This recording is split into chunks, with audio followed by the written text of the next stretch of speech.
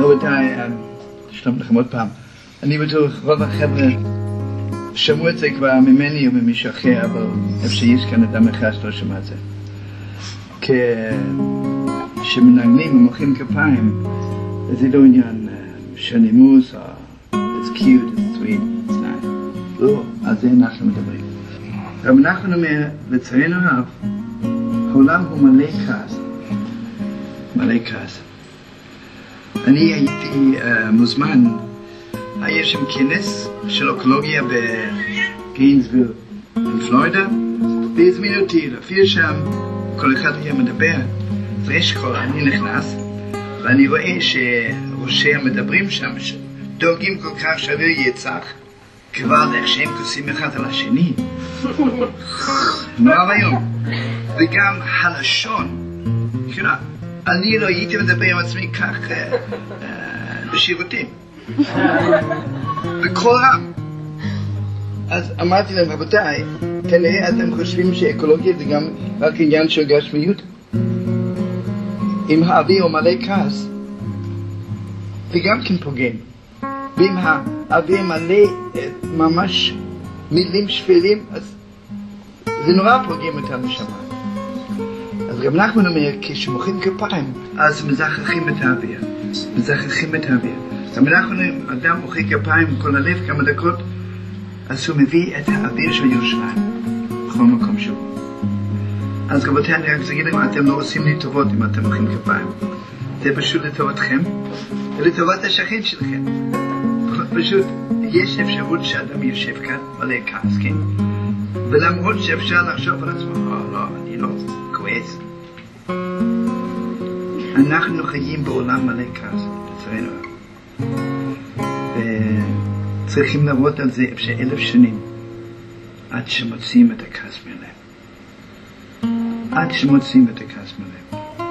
הלוואי שנזכה קצת לזה.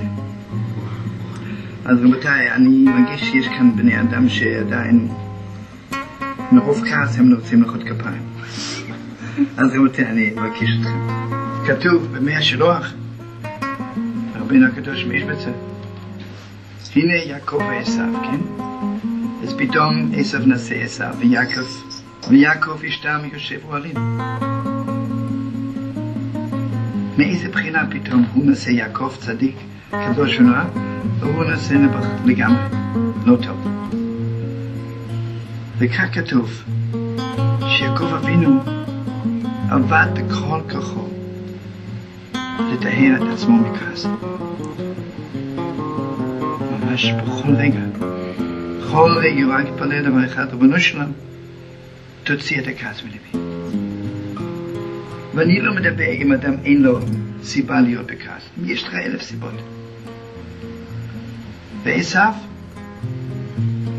ועשיו לא עבד על זה. למרות שהיא התלמידו של יצחק אבינו.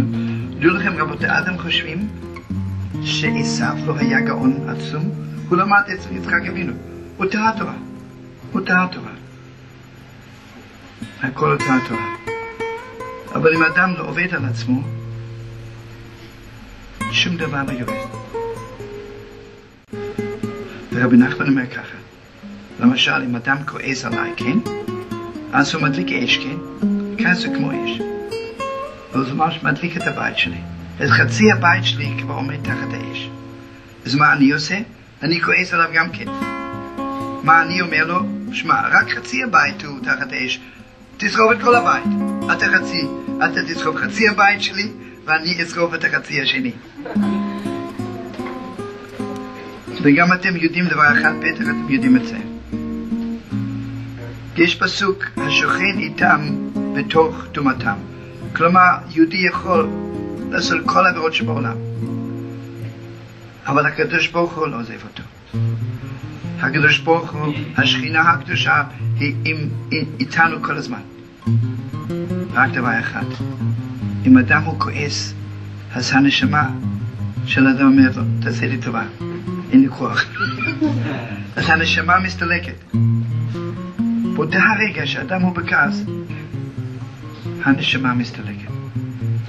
והאריזל כותב בספרים שלו, לו היו לנו עיניים בהירות, כי נראים אדם כשהוא בכעס, ממש מת. ובלי נשמה באותה רגע. בלי נשמה.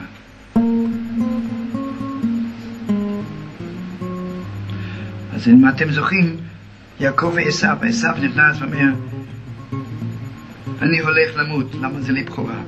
פתאום הוא הולך למות, בגלל שהוא יהיה בכעס, הוא הרגיש אין לו נשמה כרגע. אין לי נשמה. חס ושלום.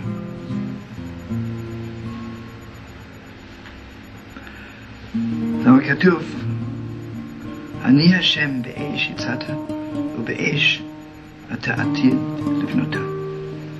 יש שני מיני אש. יש אש ששורף, ממש מחריב, ויש אש שמאיר. ממש. רב נחמן אומר, עכשיו אנחנו חושבים כל הזמן על קורבן בית המקדש, שנשרף באש. אז מה התיקון שלנו?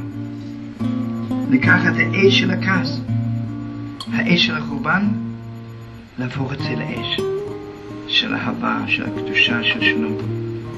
לא כדאי להיות בכעס. מה נשמע? הכל הוא כעס, כל המלחמות זה רק כעס. שנאה וכעס. שנאה באה מכעס. לשון הרע בא מכעס. ולא כדאי. מישהו ניגש לאיזשהו צדיק וסיפר לו לשון הרע על יהודי אחד שעשה משהו. ואומר לו, העבירה שעשה יהודי הזה לא מגיע לעבירה